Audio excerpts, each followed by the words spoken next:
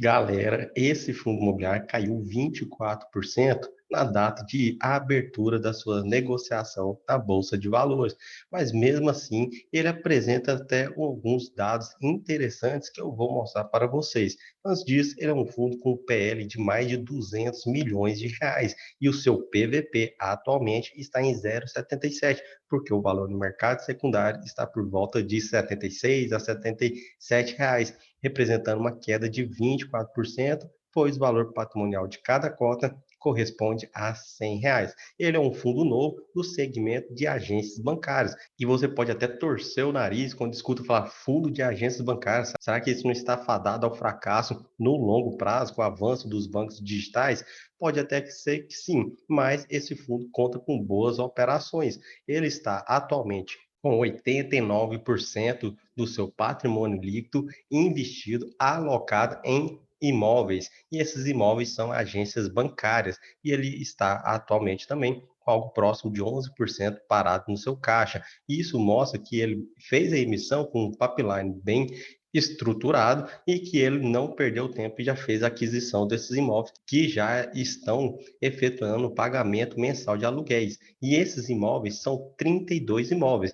Mas antes de mostrar esses imóveis, aqui na direita está a região da localização deles. Então vejam que do portfólio dele, dessa quantidade de 32 imóveis, 34 estão lotados no Rio Grande do Sul, 22 Rio de Janeiro, 19 São Paulo e 25 em Minas Gerais. Então ele possui uma diversificação tanto de ativos, por serem 32 imóveis, principalmente também quanto à localização deles, na região onde eles estão situados. E outro ponto bacana também desse fundo é que a vacância atualmente está zerada, ele possui os contratos 100% atípico, o prazo médio de vencimento dos contratos corresponde a 120 meses. Isso quer dizer que corresponde a 10 anos. Então, ele possui contratos de longo prazo e mais do que isso, né, na modalidade atípica, o que dá uma segurança maior.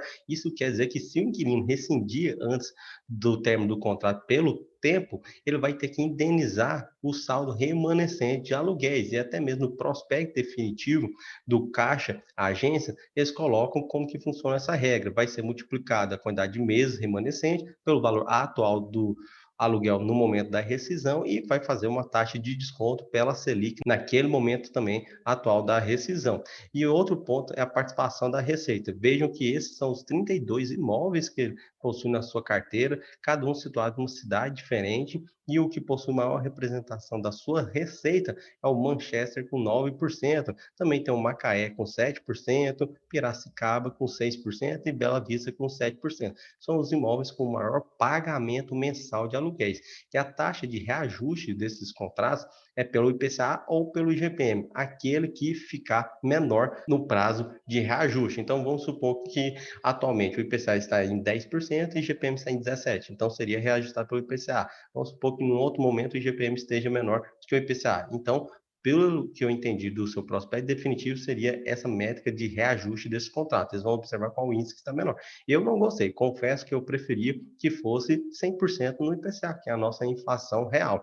Agora, olhando para todas essas características, como eu mencionei para vocês, que todos estão no seu prospecto definitivo, inclusive a aquisição dos imóveis, o valor do aluguel mensal que cada imóvel está efetuando de pagamento para esse fundo, o contrato deles mostrando que é na modalidade atípica, o prazo de vencimento, eu peguei e fiz algumas projeções bem singulares e básicas para montar um DRE anual do Caixa Agência. Mas já cabe aqui um disclaimer. Nesse DRE, eu não coloquei, por exemplo, informação, vocês já efetuaram o pagamento do ITBI, pela transferência do imóvel, a taxa de registro no cartório, também não tem informação sobre a auditoria que é feita todo ano, bem como outras despesas que o fundo possui. Como ele está 100% locado, então quer dizer que não vai ter pelo menos o custo de vacância, condomínio, PTU e outras despesas que os fundos de tijolo possuem em situação de vacância. Mas também cabe a consideração aqui que esse valor que está no caixa, eu fiz uma receita de aplicações financeiras com base na taxa Selic atual. Eu considerei um CDB 100% da CDI e já efetuei a taxa de desconto do imposto de renda. Pode ser que a receita seja menor se eles efetuarem resgate antes do tempo, até mesmo para compor a distribuição de renda para os cotistas. Então, cabe essa consideração, aí essa receita vai ser bem menor por conta do imposto que pode chegar a 22,5. Então, seria o total de receita projetado com a situação atual e as informações que nós temos, que são pouquíssimos, porque eles ainda não divulgaram nenhum relatório gerencial por terem começado suas operações na Bolsa por agora. A taxa de administração, eles falam que é de 0,58% ao ano, pelo que eu entendi lá no seu prospecto definitivo, e dentro dessa taxa, pelo que eu entendi também, falam que já está embutida a taxa da gestora, que é de 0,31%. Dessa maneira, eles teriam esse custo anual bem baixo, que seria de 1,2 milhões de reais. Lembrando, novamente, esse DRE é anual, projeções anuais.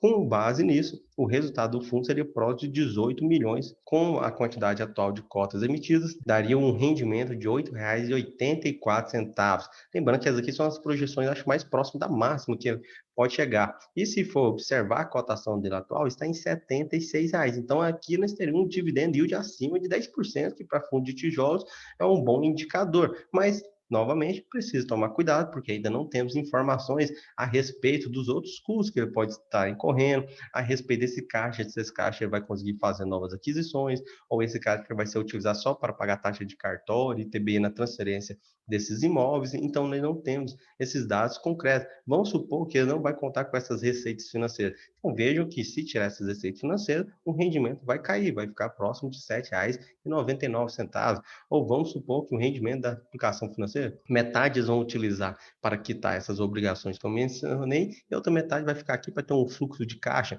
Então, caindo pela metade, esse valor ficaria algo próximo de 850 mil reais. E ficando nisso, vocês podem ver que vai ter uma diferença também no resultado distribuído. Bem como, vamos supor que a taxa lá da gestora, da administradora, seja um pouco maior. Vamos supor que, nesse caso, o valor chegue próximo a 3 milhões de reais. Então, tudo isso vão refletir um rendimento que será distribuído para os cotistas. Mas mesmo assim, um rendimento distribuído, acho que de R$ 7, você vai colher um dividend yield acima de 9%, o que seria um dividend yield bastante interessante para fundo de tijolo. Confesso que antes estava preconceituoso com esse fundo, mas agora ele me chamou a atenção o suficiente para acompanhá-lo e, quem sabe, colocar naquela parcela de risco da nossa carteira com poucas cotas, para verificar como vai ser o desempenho dele de agora para frente. Se vocês gostaram desse vídeo, deixe seu like, se inscreva no canal e nos vemos no próximo vídeo.